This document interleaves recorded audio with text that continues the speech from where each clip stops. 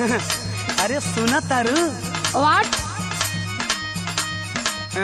तोहार अंगड़ाई देख के तन्हाई में एगो बात कहे को मन करता। क्या? बोलो। बोल दी? हाँ बोलो। सुना, माथे के बिंदिया राज दिलवा के खोले हो,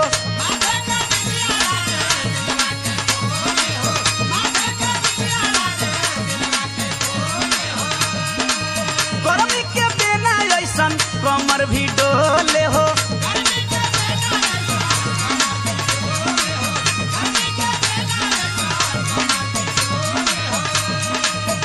तू बनैबू के दिल के मेहमानवा हो। ये कुंवार कली झाके ओढ़नी से दोनों फूल गेनवा हो।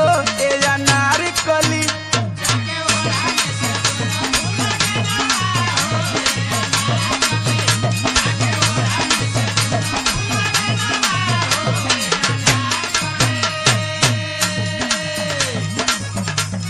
सुनो।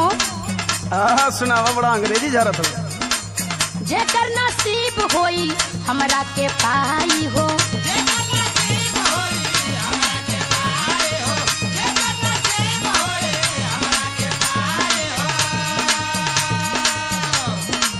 चाहे अमीर या गरीब या पनाई हो,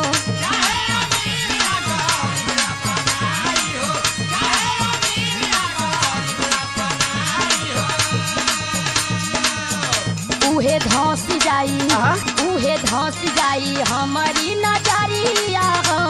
जे प्रेम रोगी रही दिलवा के हमारे भितरिया हो। जे प्रेम रोगी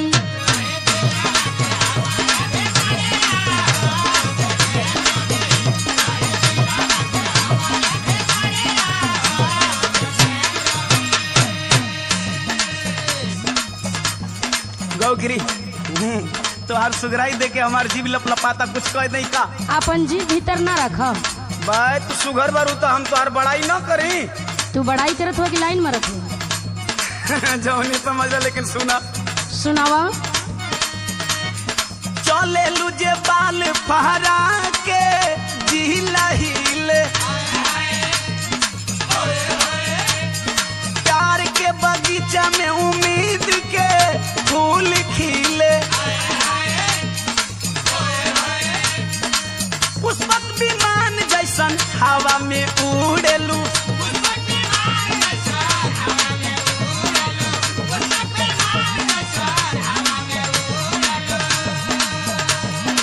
नागिन के जैसन साचो पल पल तुम उड़ेलू,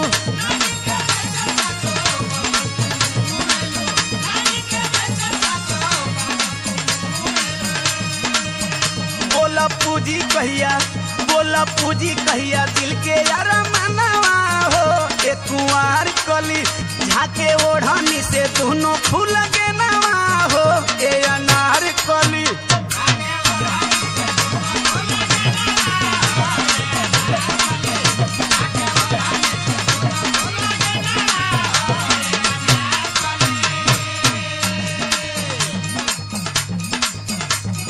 हम हई तितली शहर के सब माने, हथावा केहू के नहीं लागबू सब जाने।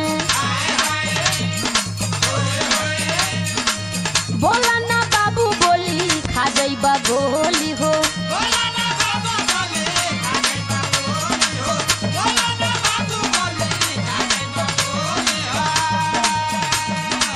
लेके ना आवे पैबा दुआरा पर ढोली हो।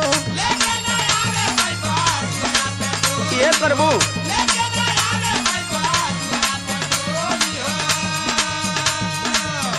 हमके पाई जेबा, हमके पाई जेबा खाटी भोजपुरिया हो।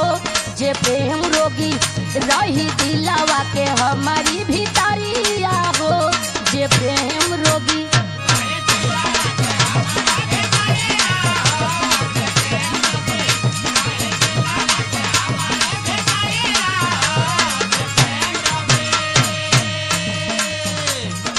सुना, बोला। अगर तू अपना सुघराई पर नाच करत रू ना तो हमरो के अपना प्यार पर भरोसा बा। अच्छा हाँ सुना, सुनावा। छुए नहीं देलू का पावेलू तू हटा के, तोहरे कसम तोहे मानो हो पटा के। बुझाइल? बुझा गई, मान भी गई। का मान ले लू? तू अपने प्यार का बाण हमरे दिल पर चला देला। अच्छा तब तोहार का इरादा बा? सुना। हाँ सुनावा। हमके बना लो अपना सपना के रानी हो,